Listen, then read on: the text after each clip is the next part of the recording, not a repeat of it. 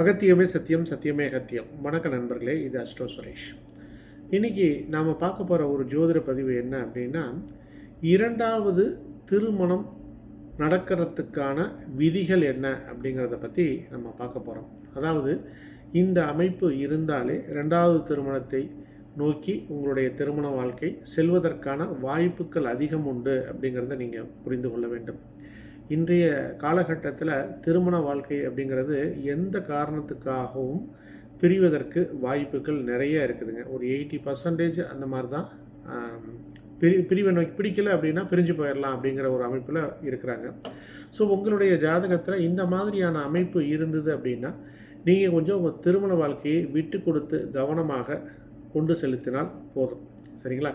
So இப்போ நான் சொல்லக்கூடிய விதிகள் யார் கவனமாக இருக்கணும் திருமண வாழ்க்கையில் அப்படிங்கிற மாதிரி எடுத்துக்கங்க. இல்லைன்னா 2வது திருமணத்தை நோக்கி செல்வதற்கான வாய்ப்புகள் உண்டு அப்படிங்கிறத நீங்கள் புரிஞ்சுக்கணும் அப்படிங்கிறதுக்கு தான் இந்த விதிகளை நான் கொடுக்குறேன். இந்த விதிகள் இருந்தாலே கண்டிப்பாக விதிவிலக்குகளும் நிறையா இருக்கும். நீங்கள் இந்த விதியை பார்த்தோன்னே 2வது திருமணம் நமக்கு இருக்குது அப்படிங்கிற மாதிரி யோசிக்க வேண்டாம். திருமண வாழ்க்கையில் யார் கவனமாக இருக்க வேண்டும் அப்படி கூட நீங்கள் அதை எடுத்துக்கொள்ளலாம். இது 2வது திருமணத்திற்கான விதிகளாக மட்டும் மனதில் வைத்துக் கொள்ளவும். சரியா? ரைட். இப்போ முதலாவதாக ஒரு விதி, திருமண பாவம் அப்படிங்கிறது எது? 7ஆம் இடம் தான். அப்போது உங்கள் ஜாதகத்தில் 7ஆம் இடம் பலகீனமாக இருக்குது, 7ஆம் அதிபதியும் பலகீனமாக இருக்குது அப்படின்னா அந்த உங்களுடைய திருமண வாழ்க்கையில் கவனமாக இருக்கணும் அப்படின்னு எடுத்துக்கங்க. இப்போ 7ஆம் இடம் எப்படி கெட்டு போகும்? 6, 8, 12 அதிபதிகள் அங்கே இருக்கிறது. சனி செவ்வாய் சேர்ந்து பார்க்குறது, அல்லது சனி செவ்வாய் கேது சேர்ந்து பார்க்குறது, சனி கேது சேர்ந்து அந்த 7ஆம் இடத்தை பார்க்குறது, இதெல்லாம் கெட்டு போனதாக நம்ம எடுத்துக்கலாம். திரிசூன்யம் நீங்கள் பார்க்குறவங்களா இருந்தால், திரிசூன்யமாகவும் இருந்தால், 7ஆம் இடம் திரிசூன்யமாக இருந்தால் கொஞ்சம் கவனமாக இருக்க வேண்டும் அப்படின்னு எடுத்துக்கங்க. அதுக்கடுத்தது 7ஆம் அதிபதி நின்ற இடம் திரிசூன்யமாகவோ, 7ஆம் அதிபதி 6, 8, 12 அதிபதிகளோட தொடர்பில் இருந்தாலும் கொஞ்சம் கவனமாக இருக்க வேண்டும். அதே மாதிரி 7ஆம் அதிபதி 6ஆம் பாவத்தில் இருந்து 6ஆம் இடத்துல 6ஆம் அதிபதியும் இணைவு பெற்றிருந்தாலும் கவனம் தேவை. 7ஆம் அதிபதி எந்த பாவத்தில் இருக்கோ அந்த பாவத்தின் அதிபதியானவர் கெட்டு போயிருக்காரு, நீசமாயிருக்கார், அஸ்தங்கமாயிருக்கார் அப்படின்னாலும் கொஞ்சம் கவனமாக இருக்க வேண்டும். அதுக்கு அடுத்தது 7ஆம் இடத்துல சனி கேது செவ்வாய் இணைவு பெற்றிருப்பது, அல்லது சனி கேது இணைவு பெற்று செவ்வாயினுடைய பார்வையில் இருக்கிறது, சனி செவ்வாய் 7ஆம் இடத்துல இருந்து கேது பார்வையில் இருக்கிறது, இதுவும் திருமண வாழ்க்கையில் முதல் திருமண வாழ்க்கையில் கவனம் தேவை அப்படின்னு எடுத்துக்கிட்டு, 7ஆம் அதிபதி 8ஆம் பாவத்தில் இருந்தது அப்படின்னா, 7ஆம் அதிபதி 8ஆம் பாவத்தில் இருந்ததுன்னா திருமணத்துக்கு பிறகு பிரச்சனைகள் வருவதற்கு வாய்ப்புகள் உண்டு. அதாவது தன்னுடைய வாழ்க்கை துணையின் பணம் சார்ந்த வகையிலோ அல்லது வாழ்க்கை துணையின் குடும்பம் சார்ந்த வகையிலோ பிரச்சனைகள் வரலாம், கவனம் தேவை. 8ஆம் இடம் என்பது உங்களுடைய கலத்திரத்தின் வருமானத்தை, பணத்தை குறிக்கக்கூடியது. அதே மாதிரி அவர்களுடைய குடும்பத்தை, பிறந்த குடும்பத்தை குறிக்கக்கூடியது. 8ஆம் பாவத்தில் போய் 7ஆம் அதிபதி இருந்தாலும் இந்த நபர்கள் வாழ்க்கை துணையின் குடும்பத்தாரோட எந்த சண்டையும் போடக்கூடாது. அவரை பற்றி ஆர்கியூமெண்ட்டும், அந்த குடும்பத்தை பற்றி ஆர்கியூமெண்ட்டும் நீங்கள் பண்ணக்கூடாது. சரிங்களா? 7, 8 தொடர்பும் முதல் திருமண வாழ்க்கை கவனம் தேவை அப்படின்னு எடுத்துக்கங்க. அடுத்து ஆண் ஜாதகத்தில் சுக்கிரனானவர் பாதிக்கப்பட்டார், அதாவது திரிசூன்யத்தில் இருக்கிறது, அஸ்தங்கம் ஆகிறது, நீசம் ஆகிறது, 6ஆம் அதிபதியோட தொடர்பு கொண்டு 6ஆம் இடத்துலையே இருக்கிறது, இதுவும் முதல் திருமண வாழ்க்கையில் பிரச்சனைகள் கொடுக்க போகுது அப்படின்னு அர்த்தம். சுக்கிரன் கேது இணைவு அப்படின்னு எடுத்துக்கிட்டிங்கன்னா, இந்த சுக்கிரன் கேது இணைவு இருந்தாலே 2வது திருமணம் அப்படிங்கிற மாதிரி இல்லைங்க. இந்த சுக்கிரன் கேது இணைவு இருந்தது அப்படின்னா அதுவும் ஒரு காரணம். சுக்கிரன் கேது இணைவு இருந்ததுன்னா வாழ்க்கை துணைக்கு, அதாவது இது ஆண் ஜாதகத்தில் தான் இதை எடுத்துப்போம், வாழ்க்கை துணை கொஞ்சம் உடல்நிலை சரியில்லாதவராக இருப்பார், அல்லது அதிகமாக சண்டை போடக்கூடியவராக இருப்பார். அதன் மூலமாக கூட பிரிவுகள் வரலாம்.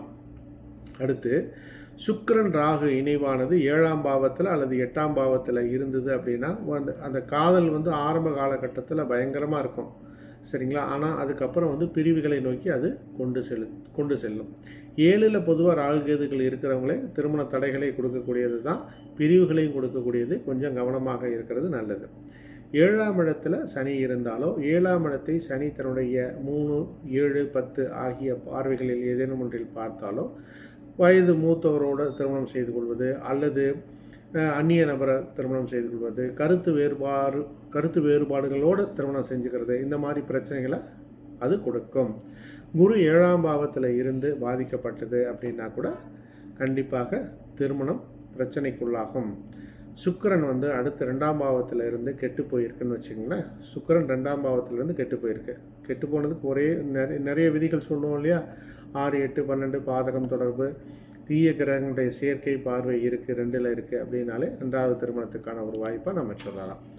7ஆம் பாவமும் 8ஆம் பாவமும் இணை பெற்று ஒரு பாவத்தில் இருந்து அதனுடைய அதிபதி நீசம் பெற்று இருந்தாலே, அதனுடைய அதிபதி கெட்டு போயிருந்தால் கூட உங்களுக்கு கண்டிப்பாக இருதார அமைப்பு அப்படின்னு கூட நம்ம சொல்லலாம்.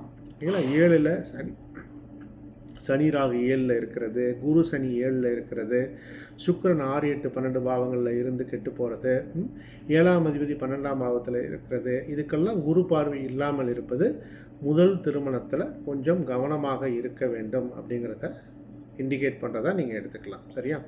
இப்போ நான் சொன்ன விதிகள் அனைத்தும் முதல் திருமணம் தாமதத்தை கொடுக்கும், திருமணம் ஆன பிறகும் பிரச்சனைகள் வருவதற்கான வாய்ப்புகள் உண்டு. நீங்கள் கொஞ்சம் கவனமாக இருக்க வேண்டும் அப்படின்னு எடுத்துக்கங்க. கண்டிப்பாக இந்த விதிகளுக்கு விதிவிலக்கும் இருக்கும். 2வது திருமணம் சண்டை போட்டுக்கிட்டே வாழ்ந்துருவாங்க. சரிங்களா? இல்லை பிரிஞ்சே கொஞ்ச நாள் பிரிஞ்சிருப்பாங்க, அப்புறம் சமாதானம் ஆகி வாழ்வதற்கான வாய்ப்புகளும் இங்கே இருக்கும். சரிங்களா? ஏதாவது ஒரு கட்டாயத்தின் பேரில் வாழ்ந்துருவாங்க. நீங்கள் 2வது திருமணம் கண்டிப்பாக நடக்கும் அப்படிங்கிற மாதிரி இந்த விதிகளை எடுத்துக்கொள்ள வேண்டாம். மறுபடியும் சொல்கிறேன், கவனமாக இருக்க வேண்டும் முதல் திருமண வாழ்க்கையில் அப்படிங்கிறத புரிந்து கொள்ளுங்கள். சரிங்களா? நண்பர்களே, உங்களுடைய ஜாதகத்தை முழுமையாக ஆய்வு செய்து உங்களுக்கு உண்டான பலன்களை நீங்கள் தெரிந்து கொள்வதற்கு ஸ்க்ரீனில் இருக்கக்கூடிய நம்பருக்கு கால் பண்ணுங்கள் அல்லது வாட்ஸ்அப் பண்ணுங்கள். ஜாதகம் பார்ப்பதற்கு உண்டான வழிமுறைகள் என்ன என்பதை நான் உங்களுக்கு தெரிவிக்கின்றேன். மேலும் நீங்கள் வாட்ஸ்அப் மூலமாக எளிமையான முறையில் ஜோதிடம் கற்றுக்கொள்ள வேண்டும் என்று விரும்பினாலும் என்னை தொடர்பு கொள்ளுங்கள். அதற்கான வழிமுறைகளை நான் உங்களுக்கு தெரிவிக்கின்றேன். மீண்டும் மற்றொரு பதிவுடன் நாளை உங்களை சந்திக்கின்றேன். அகத்தியமே சத்தியம், சத்தியமே அகத்தியம். நன்றி நண்பர்களே.